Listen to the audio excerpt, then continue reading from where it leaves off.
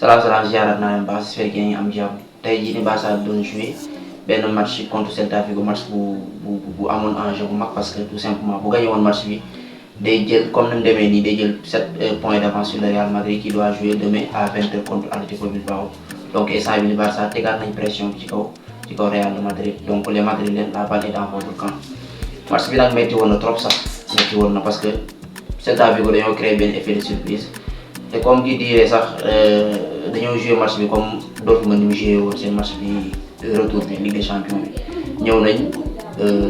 ils n'ont pas été trop offensifs teg nañ benn bloc bu compact benn bloc bu bas ils ont essayé d'empêcher le Barça de développer leur jeu te loolu noonu payé na ay fruits même si quand même Barça ñun ñoo njëkk a dugal sur une superbe réalisation de Ferran Torres. Bon ce gars là il commence à grimper petit à petit niveau muy commencé yéeg ndànk-ndànk parce que à chaque fois match yi da ngay gis ni kat il parvient à sortir du lot parce que attaque bi amuñ benn neuf comme amuñ benn neuf mel Lewandowski c'est le Pichichi de la Liga moom moo nekkee sans meilleur buteur mais Ferran Torres il nous montre de plus en plus qu'on peut faire confiance de lui que Flick peut faire confiance de lui te à chaque fois bu ñu ko dugalee que ça soit mu jógee ci banc bi ñëw dugg wala boog ces derniers temps ci comme tey jii nii mu titularisé wu même bu dugal aussi da ngay gis apport bi mu am ci jeu bi dafa baax bon dugal nañ. Après de suite gars yi égalisé sur des erreurs défensives système Barça bii nii am nay avantage mais am nay inconvénient parce que avantage mooy lan mën nañoo am benn bloc haut mën nañoo am benn jeu boo xam ni da nga koy imposer ci moitié de terrain adverse bi équipe adverse bi mën nga am aussi comme avantage contre pressing bi c'est-à-dire que équipe bi à chaque fois ni ñuy placer bloc bi bu ñu perdee bal bi dañuy contre presser pour récupérer bal bi taf te loolu da leen permettre aussi ñuy mën di dugal ay buts. di mën di créer occasion di provoquer ay fautes dans la moitié de terrain de l'équipe adverse mais beneen kii bi nu mu tudd sax avantage système bii nii mooy aussi seen ligne au jeu bi mooy pièce au jeu bi parce que Flick ba mu ñëwee dafa andi nouveauté boobu noonu Flick kii bi nu mu tudd sax au jeu bi ligne au jeu bi mais tey jii nii da ngay gis ni ak yeneen match yu bari tamit ni que ligne au jeu boobu noonu aussi am na ay inconvénients am na ay failles am na ay faiblesses te boo amee genre attaquant yoo xam ne ils sont attentifs. Comme tey par exemple Borja Iglesias c'est pas un joueur extraordinaire mais tey il a claqué un triplé premier but bi c'est pas trop parce que kii wu ma ko comprendre ma ko bu baax mais ñaari deux derniers buts il est parti derrière la ligne médiane sur des dégagements longs premier bi je peux dire que gars yi ñoo def erreur deuxième bi aussi Frenkie de Jong mu def erreur donc ngay gis ni pièce hors jeu boobu noonu am na ay avantages am mais aussi am na ay inconvénients comme tey jii nii. Donc Barça après ça nag ils ont vraiment joué leur match mën naa wax ni instant boobu noonu lañ commencé même si avant aussi yéen nañoo imposé parce que ils jouaient dans la moitié de terrain te loolu moo andi sax ñaari buts sur des dégagements joueur bi dem contre attaque jàkkaarloo gardien bi impeccable mu dugal but yu rëy après caractère champion loolu la Barça yëkkatiwaat et parce que pour être champion il faut gagner ce genre de match là. Rappelons-le ils étaient à 4 points maanaam ñoo rawoon Barça Real Madrid 4 points donc match bi ñu ko perdre wala ñu am nul tax sa sànq classico bi ñëwagul donc loolu noonu doon woon nekk avantage pour ñoom donc immédiatement ils se sont relevés ñu def seen bopp bi ni que mën nañoo jëli affaire yi te loolu lañ def parce que depuis troisième bi ba ko encaissé dañoo def nu mu tudd sax dañoo pousser à bout équipe bi provoquer ay erreurs comme penalty par exemple mais avant ça am na exploit individuel te foofu noonu Flick même si quand même ci changement yi mu def j'aurais préféré mu bàyyi Ferran Torres ci biir terrain plutôt que mu génne ko bàyyi fa nu mu tudd sax Lewandowski j'aurais préféré aussi mu génne nu mu tudd sax mu teel a génne kii Gérard Martin peut-être mënoon na ko teel a génne parce que ci côté boobu noonu offensif parce que Barça aile gauche boobu noonu dafa nekk benn point fort am boo fa amee benn balle moom day jël espace bi yëpp permettant à Rafinha de l'appliquer dans l'axe ñu mën a am benn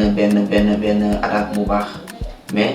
Gérard Martin c'est pas un Baldé donc mënoon na ko teel a génne même si après génnaat na ko à part erreur boobu noonu mu def ci erreur yooyu mu def ci changement yi après aussi rattrapé wu na parce que def na géant benn coaching gagnant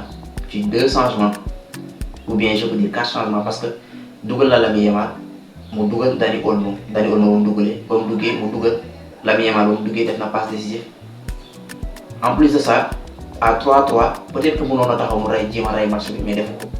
mënoon na taxaw mu ne un point bii nii c'est déjà assez mais il s'est dit que mën na gagner match bi rien n'est encore joué mu dugal ñaari joueurs dugal Eric Garcia pour libérer Frenkie de Jong parce que même booy xool sax ci troisième but bi de Jong moom moo nekkoon à la couverture moom moo doon couvrir bal boobu noonu far lajj ko donc le fait de garder de Jong un peu plus bas loolu noonu dafa nekkoon benn faiblesse au niveau du milieu de terrain parce que Pedri kese ngay am ci kaw loolu la woon moo tax mu génne nu mu tudd sax Gérard Martin dugal Eric Garcia ba mu dugal Eric Garcia moom mooy ñëw taxaw comme défenseur Íñigo Martínez comme que moom mu ngi ci match même si quand même def na quelques erreurs mu bàyyi ko mu jouer